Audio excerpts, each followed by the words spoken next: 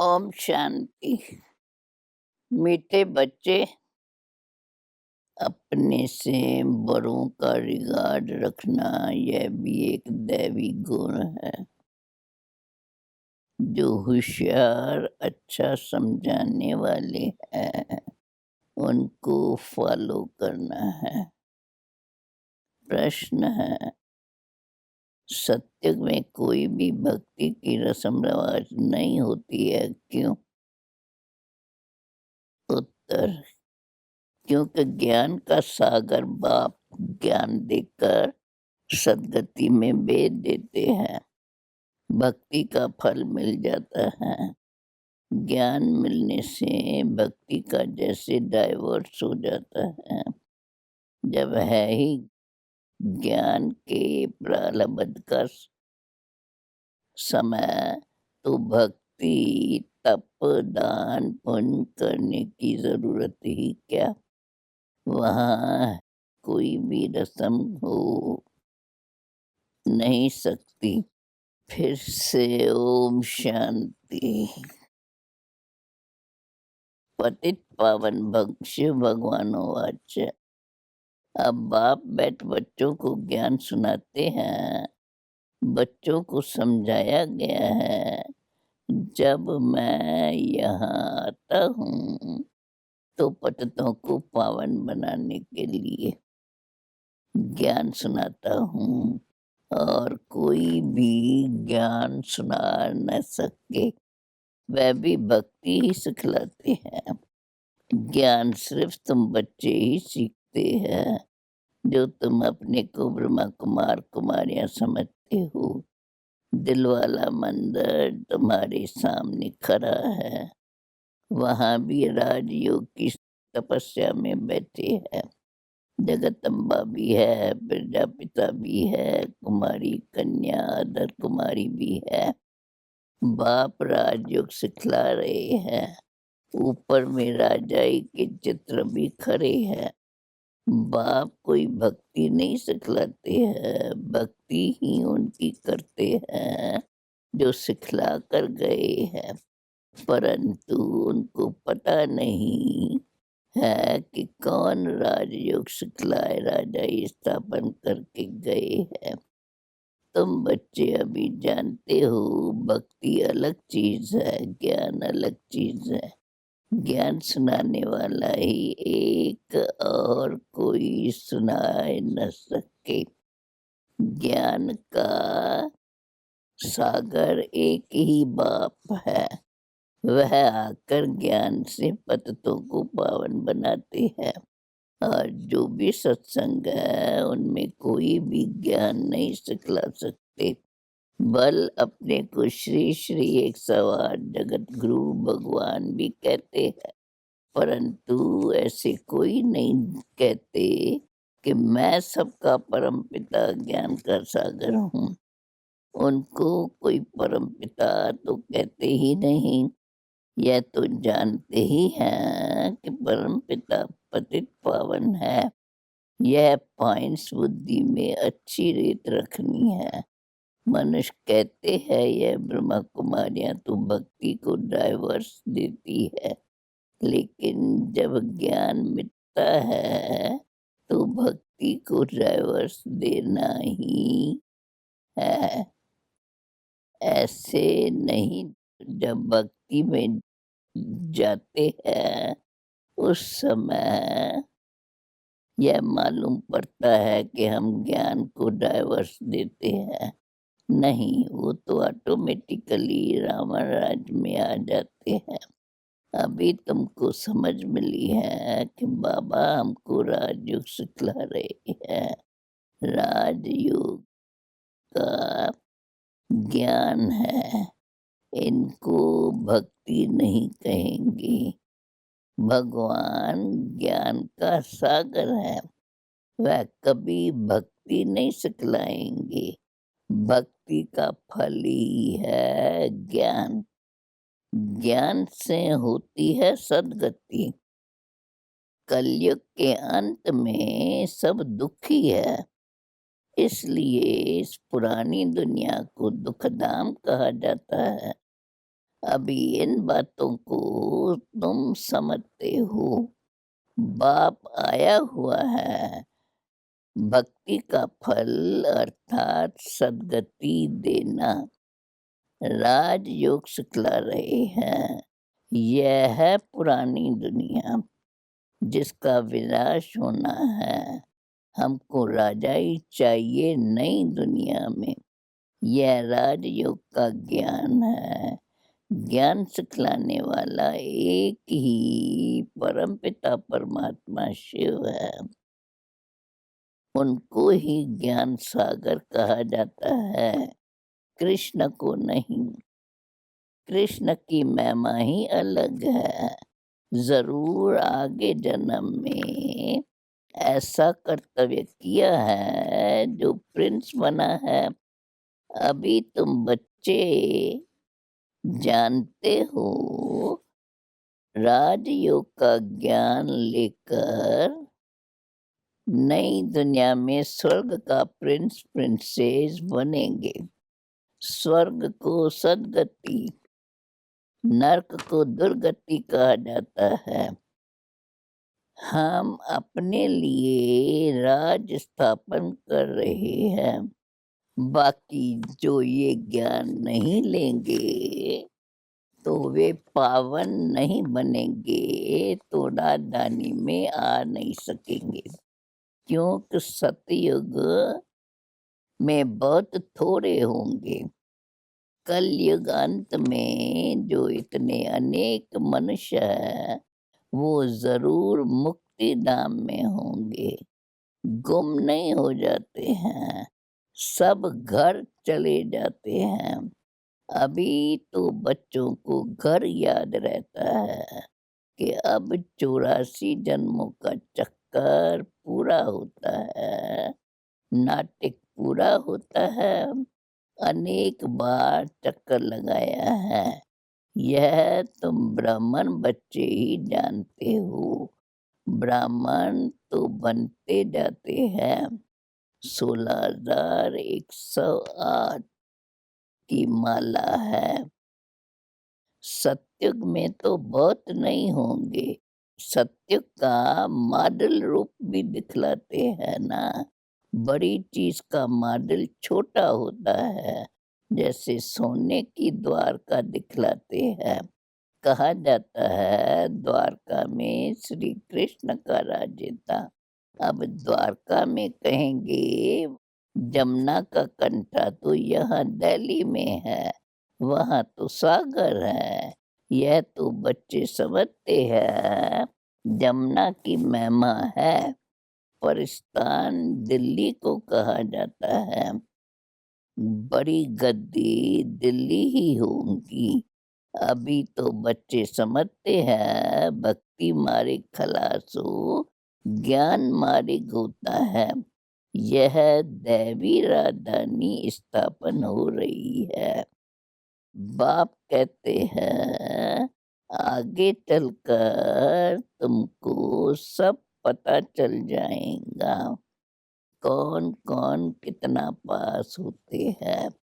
School में भी मालूम पड़ता है, फलाने फलाने इस नंबर से पास हुए हैं।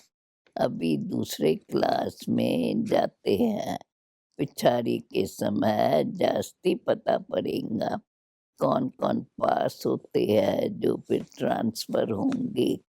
क्लास तो बड़ा है ना, बेहद का क्लास है। सेंटर्स दिन प्रतिदिन बढ़ते जाएंगे। कोई आकर 7 रोज का कोर्स अच्छी रीत लेंगे। 1-2 रोज का कोर्स भी कम नहीं है। देखते हैं, कलयुग का विनाश तो सामने खड़ा है। अब तो सतो प्रधान बनना ही है। बाप ने कहा है बुद्धि योग मेरे से लगाओ तो सतो प्रधान बन जाएंगे, पवित्र दुनिया में आएंगे। पार्ट तो ज़रूर बजाना ही है। जैसे ड्रामा में कलप पहले पार्ट बज चुका है, भारतवासी ही राज करते थे। फिर वृद्धि को पाया है। झार वृद्धि को पाता जाता है। भारतवासी देवी देवता धर्म वाले हैं, परंतु पावन न होने के कारण उन पावन देवताओं को पूजते हैं। जैसे क्रिश्चियन लोग क्राइस्ट को पूजते हैं। आदि सनातन देवी देवता धर्म है सतयुग में। सतयुग की स्थापना करने वाला है बाप। बरोबर सतयुग में इन देवताओं का राज्य था, तो जरूर एक जन्म पहले इन्होंने पुरुषार्थ किया होगा। जरूर वो संगम ही होगा। जबकि पुरानी दुनिया बदल नई दुनिया होती है, क्योंकि कलयुग बदल सतयुग आना ही है, तो कलयुग में पतित होंगे। बाबा ने समझाया है, ये लक्ष्मी नारायण का चित्र बनाते हो व लिटरेचर छपाते हो, तो उसमें लिख देना चाहिए कि इन्होंने इस समय राजयोग के ज्ञान से आगे जन्म में यह पुरुषार्थ किया है। सिर्फ राजा रानी तो नहीं होंगे ना, प्रजा भी तो बनती है ना। अज्ञान में तो कुछ भी नहीं मनुष्य जानते, सिर्फ पूजा करते रहते हैं। अभी तुम बच्चे समझते हो, वे लोग पूजा करते हैं तो सिर्फ लक्ष्मी नारायण को ही देखते रहे, ज्ञान कुछ भी नहीं।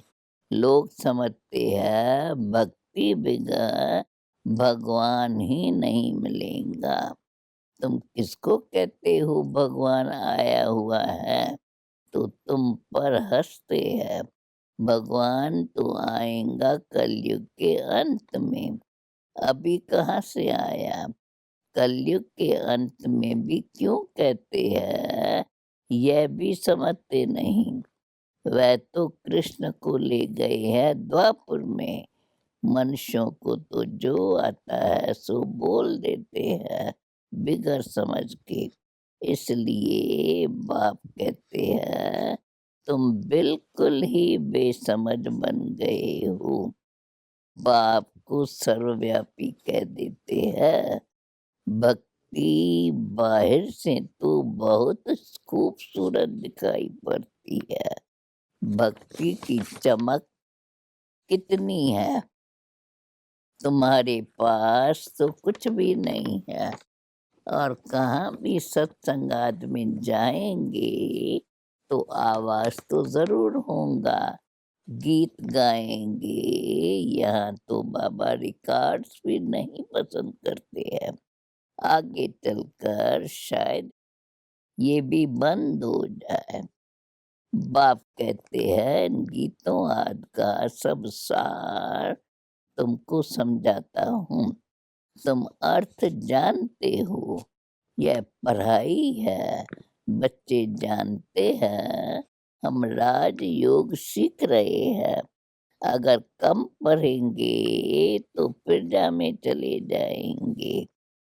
अब जो अच्छे समझाने वाले हैं उनसे सीखना चाहिए। जो अच्छा समझाते हैं उनको सेंटर्स पर भी याद करते हैं ना। ब्रह्मा कुमारी तो बैठी है, फिर कहते हैं फलानी आवे।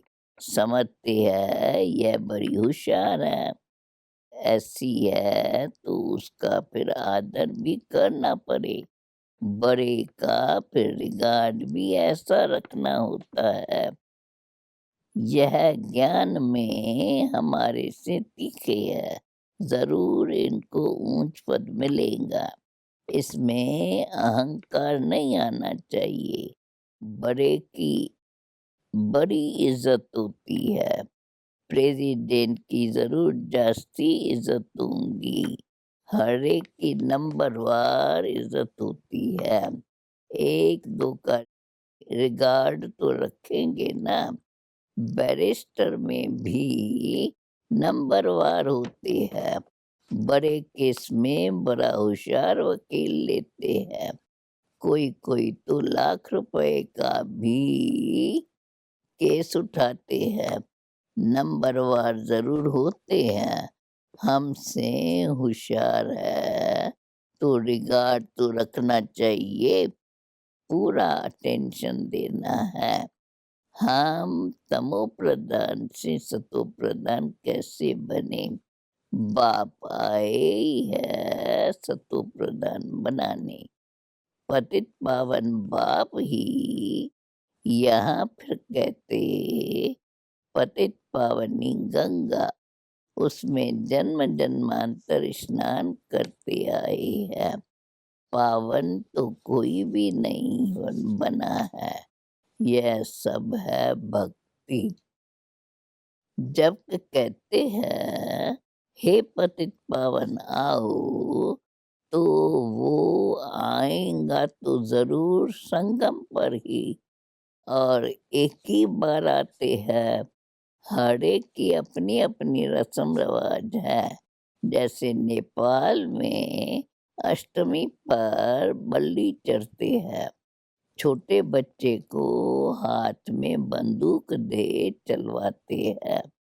वह भी बलि चढ़ाएंगे। बड़ा होगा तो एक दक से बछड़े को काट देंगे।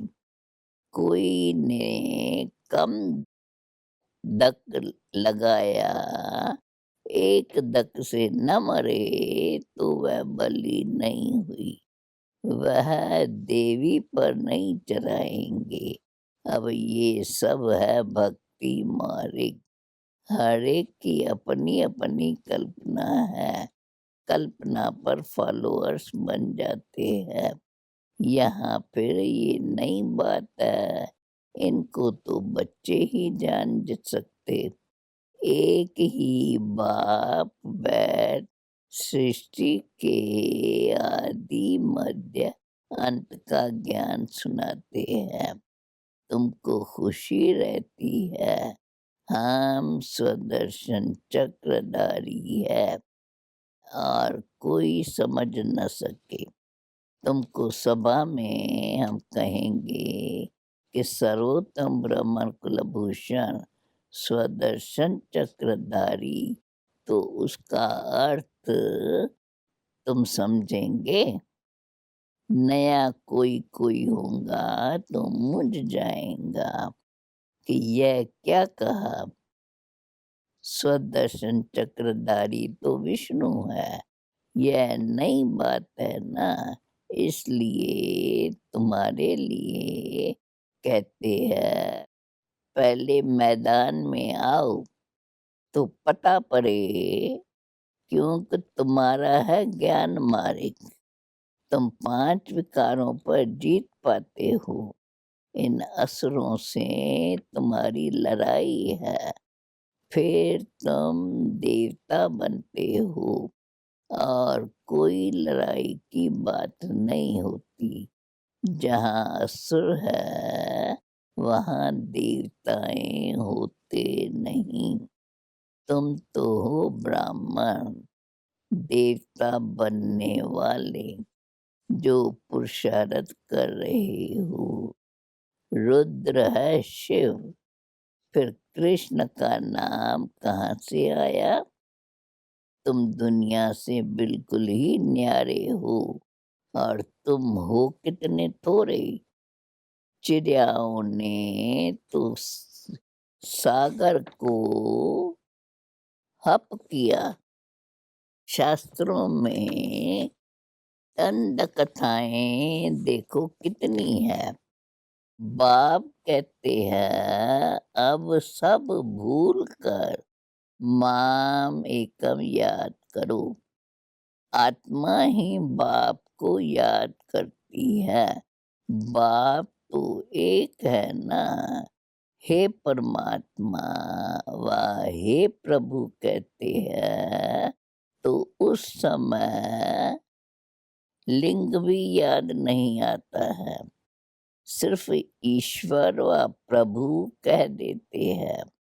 आत्मा को बाप से आधा कल्प का सुख मिला हुआ है, तो फिर भक्ति मार्ग में याद करते हैं। अभी तुमको नॉलेज मिली है, आत्मा क्या है, परमात्मा क्या है। हम सब आत्माएं मूल वतन में रहने वाली है। वहाँ से नंबरवार पाठ बजाने आती है। पहले आते हैं देवी देवताएं। कहते हैं क्राइस्ट के पहले देवी देवता धर्म था। 5000 वर्ष की बात है। वे लोग तो कह देते 50,000 साल की यह पुरानी चीज है, परंतु 50,000 साल की पुरानी चीज कोई हो नहीं सकती। ड्रामा है ही 5000 वर्ष का। मुख्य धर्म है ही ये। इन धर्म वालों के ही मकान आद होंगे। पहले पहले तो रजोगुनी बुद्धि थी, अभी तो और ही तमोगुनी बुद्धि वाले हैं।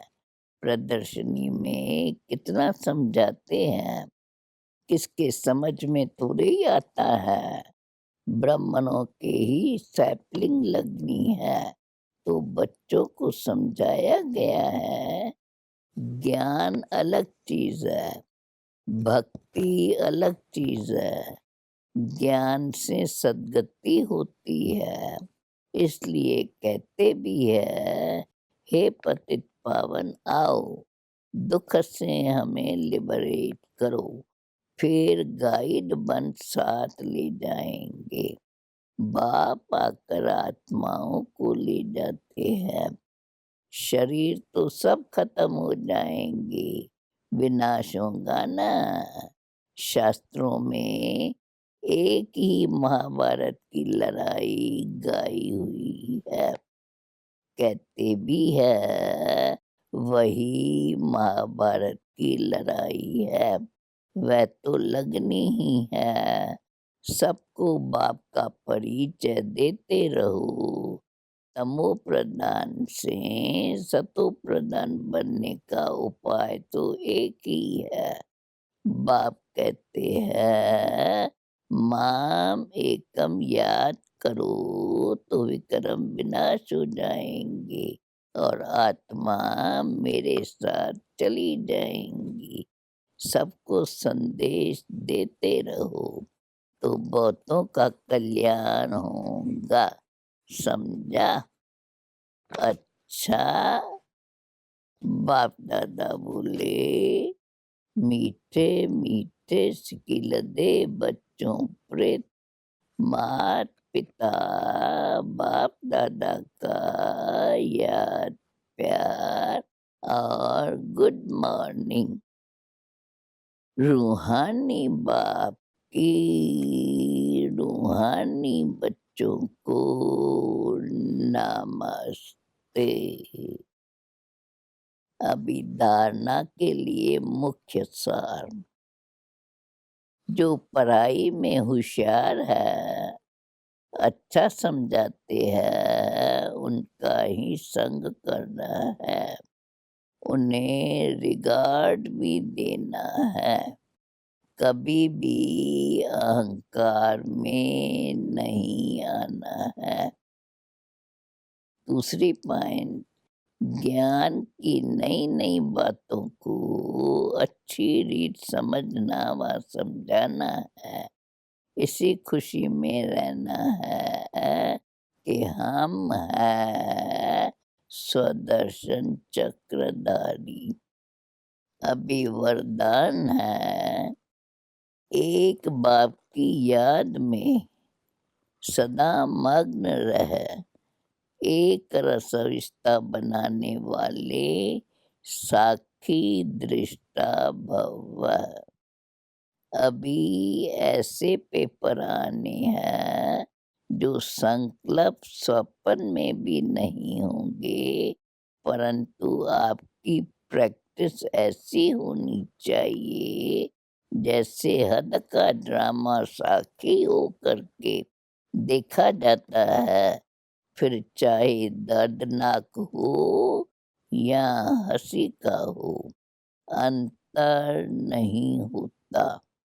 ऐसे चाहे कोई का रमणीक पाठ है, चाहे स्नेही आत्मा का गंभीर पाठ है, हर पाठ साखी दृष्टा होकर देखो, एक रस अविष्टा हो, परंतु ऐसी अविष्टा तब रहेंगी जब सदा एक ही बाप की याद में मग्न होंगे। अभी और स्लोगन है, दृढ़ निश्चय से अपने भाग्य को निश्चित कर दो, तो सदा निश्चिंत रहेंगे। ओम शांति।